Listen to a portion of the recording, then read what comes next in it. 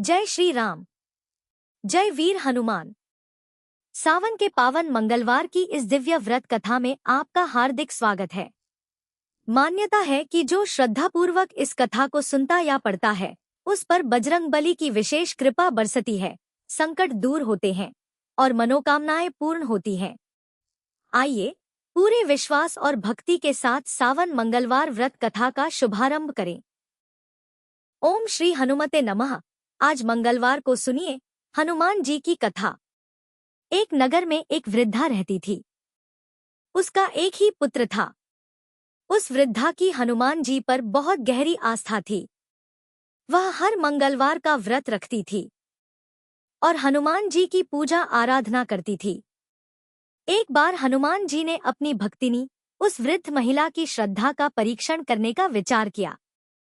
हनुमान जी साधु का वेश धारण कर वृद्धा के घर गए और पुकारने लगे कि है कोई हनुमान भक्त जो हमारी इच्छा पूर्ण करे। तब आवाज उस वृद्धा के कान में पड़ी। पुकार सुनकर वृद्धा जल्दी से बाहर आई और साधु को प्रणाम कर बोली, आज्ञा महाराज। हनुमान वेशधारी साधु बोले, मैं भूखा हूँ, भोजन करूंगा, तुम थोड़ी सी जमीन लीप दो। वृद्धा दुविधा में पड़ गई। अंततः हाथ जोड़कर बोली, महाराज लिपने और मिट्टी खोदने के अतिरिक्त आप कोई दूसरी आज्ञा दें, मैं अवश्य पूर्ण करूंगी। साधु ने 3 बार प्रतिज्ञा कराने के बाद कहा, तू अपने बेटे को बुला, मैं उसकी पीठ पर आग जलाकर भोजन बनाऊंगा। यह सुनकर वृद्धा घबरा गई, परंतु वह प्रतिज्ञाबद्ध थी।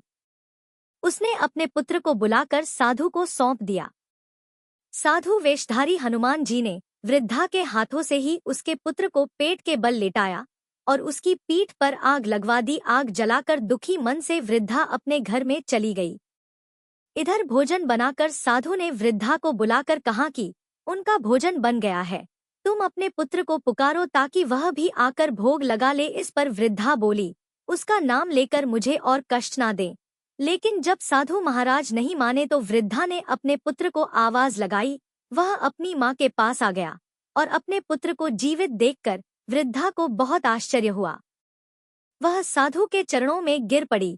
तब हनुमान जी अपने वास्तविक रूप में प्रकट हुए और वृद्धा को भक्ति का आशीर्वाद दिया तो प्रेम से बोले, शंकर भगवान की जय हो, बजरंगबली की जय हो। आइए सुनते हैं मंगलवार व्रत की पौराणिक कथा। एक बार नैमिषारण्य तीर्थ में 80,000 मुनि एकत्र होकर पुराणों के ज्ञाता श्री सूत जी से पूछने लगे, हे महामुनि, आपने हमें अनेक पुराणों की कथा सुनाई है। अब कृपा करके हमें ऐसा व्रत और कथा बताएं जिसके करने से संतान की प्राप्ति हो तथा मनुष्यों को रोग, शोक, अग्नि, सर्व दुख आदि का भय दूर हो, क्योंकि कलयुग में सभी जीवों की आयु बहुत कम है। फिर इस पर उन्हें रोग चिंता के कष्ट लगे रहेंगे तो फिर वह श्री हरि चरणों में अपना ध्यान कैसे लगा सकेंगे। श्री सूत जी बोले, हे मुनियों, आपने लोक कल्याण के लिए बहुत ही उत्तम बात पूछी है। एक बार युधिष्ठिर ने भगवान श्री कृष्ण से लोक कल्याण के लिए यही प्रश्न किया था। भगवान श्री कृष्ण और युधिष्ठिर का संवाद तुम्हारे सामने कहता हूँ, ध्यान पूर्वक सुनो। एक समय पांडवों की सभा में श्री कृष्ण जी बैठे हुए थे। तब युधिष्ठिर ने भगवान श्री कृष्ण से प्रश्न किया, हे प्रभु नंद नंद गोविंद, आपने मेरे लिए अनेकों कथाएं सुनाई है। आज आप कृपा करके ऐसा व्रत या कथा सुनाएं जिसके करने से मनुष्य को रोग, चिंता का भय समाप्त हो और उसको पुत्र की प्राप्ति हो। हे प्रभु, बिना पुत्र जीवन व्यर्थ है। पुत्र के बिना मनुष्य नरकगामी होता है। पुत्र के बिना मनुष्य पितृ ऋण से छुटकारा नहीं पा सकता और ना ही उसका पुण्यक नामक नरक से उद्धार हो सकता है। अतः पुत्रदायक व्रत बताएं। श्री कृष्ण भगवान बोले, हे राजन, मैं एक प्राचीन इतिहास सुनाता हूँ, आप उसे ध्यान पूर्वक सुनो। कुंडलपुर नामक एक नगर था। उसमें नंदा नामक एक ब्राह्मण रहता था। भगवान की कृपा से उसके पास सब कुछ था, फिर भी वह दुखी था। इसका कारण यह था कि ब्राह्मण की स्त्री सुनंदा के कोई संतान नहीं थी। सुनंदा पतिव्रता थी, भक्ति पूर्वक श्री हनुमान जी की आराधना करती थी। मंगलवार के दिन व्रत करके अंत में भोजन बनाकर हनुमान जी की आराधना करती थी। मंगलवार के दिन व्रत करके अंत में भोजन बनाकर हनुमान जी को भोग लगाने के बाद स्वयं भोजन करती थी। एक बार मंगलवार के दिन ब्राह्मणी गृह कार्य की अधिकता के कारण हनुमान जी को भोग नहीं लगा सकी, तो इस पर उसे बहुत ही दुख हुआ। उसने कुछ भी नहीं खाया और अपने मन में प्रण किया कि अब तो अगले मंगलवार को ही हनुमान जी को भोग लगाकर अन्न और जल ग्रहण करूंगी। ब्राह्मणी सुनंदा प्रतिदिन भोजन बनाती, श्रद्धा पूर्वक पति को खिलाती, परंतु स्वयं भोजन नहीं करती और मन ही मन श्री हनुमान जी की आराधना करती थी। इसी प्रकार 6 दिन गुजर गए और ब्राह्मणी सुनंदा अपने निश्चय के अनुसार भूखी, प्यासी, निराहार रही। अगले मंगलवार को ब्राह्मणी सुनंदा प्रातःकाल ही बेहोश होकर गिर पड़ी। ब्राह्मणी सुनंदा की इस असीम भक्ति के प्रभाव से श्री हनुमान जी बहुत प्रसन्न हुए और प्रकट होकर बोले, सुनंदा, मैं तेरी भक्ति से बहुत प्रसन्न हूँ। तू उठ और वर मांग। सुनंदा अपने आराध्य देव श्री हनुमान जी को देखकर आनंद की अधिकता से विवल होकर श्री हनुमान जी के चरणों में गिरकर बोली, हे प्रभु, मेरी कोई संतान नहीं है, कृपा करके पुत्र और कन्या प्रदान करें। आपकी अति कृपा होगी। श्री महावीर जी बोले, तेरी इच्छा पूर्ण होगी, तेरे एक कन्या पैदा होगी, उसके अष्टांग प्रतिदिन सोना दिया करेंगे। इस प्रकार कहकर श्री महावीर जी अंतर्ध्य हो गए। ब्राह्मणी सुनंदा बहुत हर्षित हुई और समाचार अपने पति से कहा। ब्राह्मण देव कन्या का वरदान सुनकर कुछ दुखी हुए, परंतु सोना मिलने की बात सुनी तो बहुत प्रसन्न हुए। उन्होंने विचार किया कि ऐसी कन्या के साथ मेरी निर्धनता भी समाप्त हो जाएगी। श्री हनुमान जी की कृपा से वह ब्राह्मणी गर्भवती हुई और 10वें महीने में उसे बहुत ही सुंदर पुत्री प्राप्त हुई। यह बच्ची अपने पिता के घर में ठीक उसी तरह से बढ़ने लगी जिस प्रकार शुक्ल पक्ष का चंद्रमा बढ़ता है। 10वें दिन ब्राह्मण ने उस बालिका का नामकरण संस्कार कराया। उसके कुल पुरोहित ने उस बालिका का नाम रत्नावली रखा, क्योंकि यह कन्या सोना प्रदान किया करती थी। इस कन्या ने पूर्व जन्म में बड़े ही विधान से मंगल देव का व्रत किया था। रत्नावली का अष्टांग बहुत सा सोना देता था। उस सोने से नंदा ब्राह्मण बहुत ही धनवान हो गया। अब ब्राह्मणी सुनंदा भी बहुत अभिमान करने लगी थी। समय बीतता रहा। अब रत्नावली 10 वर्ष की हो चुकी थी। एक दिन जब नंदा ब्राह्मण प्रसन्नचित था, तब सुनंदा ने अपने पति से कहा, मेरी पुत्री रत्नावली विवाह के योग्य हो गई है, इसलिए आप कोई सुंदर और योग्य वर देखकर विवाह कर दें। यह सुनकर ब्राह्मण बोला, अभी तो रत्नावली बहुत छोटी है। तब ब्राह्मणी बोली, शास्त्रों की आज्ञा है कि कन्या 8वें वर्ष में गौरी, 9 वर्ष रोहिणी, 10 वर्ष में कन्या, इसके पश्चात रजस्वला हो जाती है। गौरी के दान से पाताल लोक की प्राप्ति होती है, रोहिणी के दान से बैकुंठ लोक की प्राप्ति होती है, कन्या के दान से इंद्रलोक में सुखों की प्राप्ति होती है। अगर हे पतिदेव रजस्वला का दान किया जाता है तो घोर नरक की प्राप्ति होती है। इस पर ब्राह्मण बोला, अभी तो रत्नावली मात्र 10 ही वर्ष की है और मैंने तो 16 से 16 साल की कन्याओं के विवाह कराए हैं, अभी जल्दी ही क्या है। तब ब्राह्मणी सुनंदा बोली, आपको तो लोभ अधिक हो गया है। लगता है अगर 11वें वर्ष में विवाह नहीं होता है तो उसमें मासिक धर्म के रक्त का पिता और बड़े भाई को पान करना पड़ता है। शास्त्रों में कहा गया है कि माता पिता और बड़ा भाई रजस्वला कन्या को देखते हैं तो वह अवश्य ही नरकगामी होते हैं। तब ब्राह्मण बोला, अच्छी बात है, कल मैं अवश्य ही योग्य वर की तलाश में अपना दूध भेजूंगा। दूसरे दिन ब्राह्मण ने अपने दूध को बुलाया और आज्ञा दी कि जैसी सुंदर मेरी कन्या है वैसा ही सुंदर वर उसके लिए तलाश करो। दूत अपने स्वामी की आज्ञा पाकर निकल पड़ा। पंप नगरी में उसने एक सुंदर लड़के को देखा। यह बालक एक ब्राह्मण परिवार का बहुत गुणवान पुत्र था। इसका नाम सोमेश्वर था। दूत ने इस सुंदर और गुणवान ब्राह्मण पुत्र के बारे में अपने स्वामी को पूर्ण विवरण दिया। ब्राह्मण नंदा को भी सोमेश्वर अच्छा लगा और फिर एक शुभ मुहूर्त में विधि पूर्वक कन्यादान करके ब्राह्मण संतुष्ट हुए। परंतु ब्राह्मण के मन में तो लोभ समाया हुआ था। उसने कन्यादान तो कर दिया था, पर वह बहुत ही खिन्न था। उसने विचार किया कि रत्नावली तो अब चली जाएगी और मुझे इससे जो सोना मिलता था वह अब मिलेगा नहीं। मेरे पास जो धन था कुछ तो इसके विवाह में खर्च हो गया और जो शेष बचा है वह भी कुछ दिनों के बाद समाप्त हो जाएगा। मैंने तो इसका विवाह करके बहुत बड़ी भूल कर दी है। अब कोई ऐसा उपाय हो कि रत्नावली मेरे घर में ही बनी रहे, अपनी ससुराल ना जाए। लोभ रूपी राक्षस ब्राह्मण के मस्तिष्क पर छाता जा रहा था। रात भर अपनी शैया पर बेचैनी से करवटें बदलते बदलते उसने एक बहुत ही क्रूर निर्णय लिया। उसने विचार किया कि जब रत्नावली को उसका पति सोमेश्वर अपने घर के लिए जाएगा तो वह मार्ग में छिपकर सोमेश्वर का वध कर देगा और अपनी लड़की को अपने घर ले आएगा, जिससे नियमित रूप से उसे सोना भी मिलता रहेगा और समाज का कोई मनुष्य उसे दोष भी नहीं दे सकेगा। जब अगले दिन सुबह हुई तो नंदा और सुनंदा ने अपनी जमाई तथा लड़की को बहुत सारा धन देकर विदा किया। सोमेश्वर अपनी पत्नी रत्नावली को लेकर ससुराल से अपने घर की तरफ चल दिया। ब्राह्मण नंदा महालोभ के वशीभूत होकर अपनी मति खो चुका था। पाप पुण्य का उसे विचार नहीं रहा था।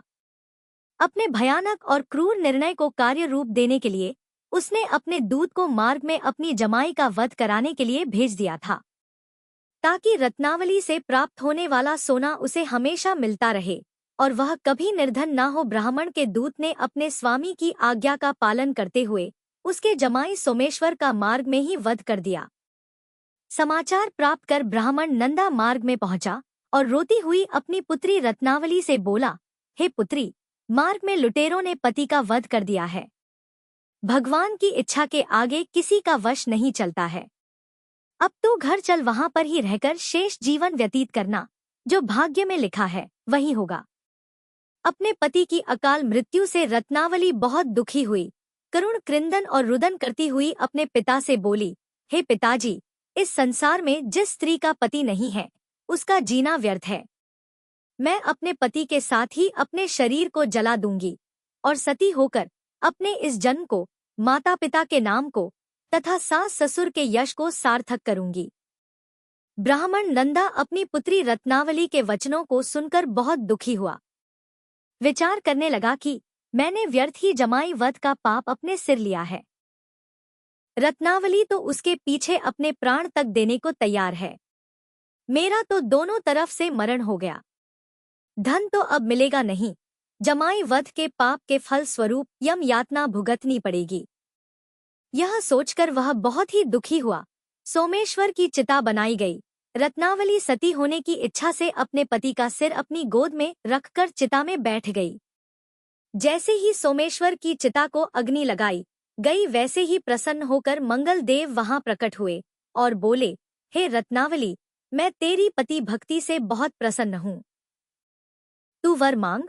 तब रत्नावली ने अपने पति का जीवन दान मांगा।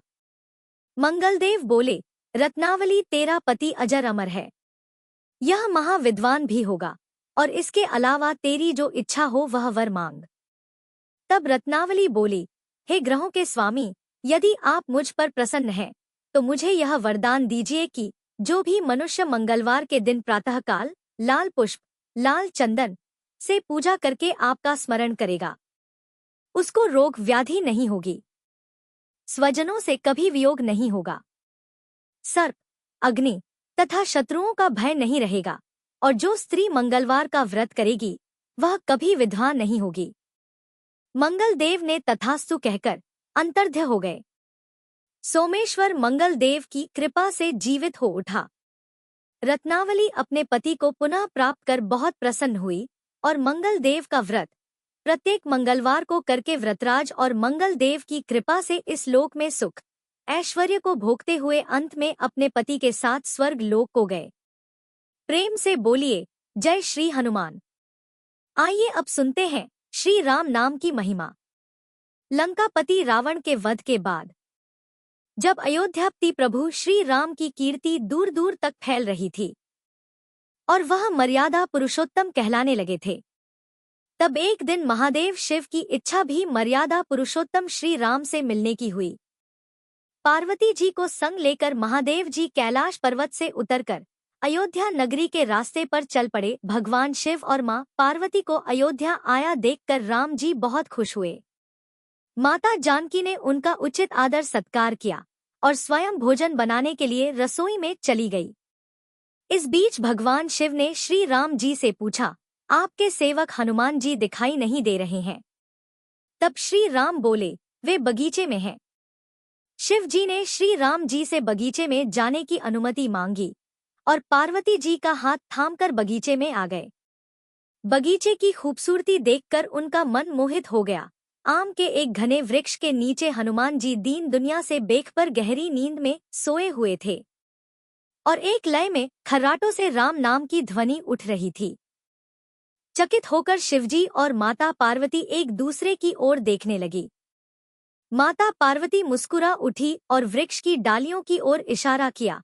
राम नाम सुनकर पेड़ की डालियां भी झूमने लगी थी और इनके बीच से भी राम नाम उच्चारित हो रहा था।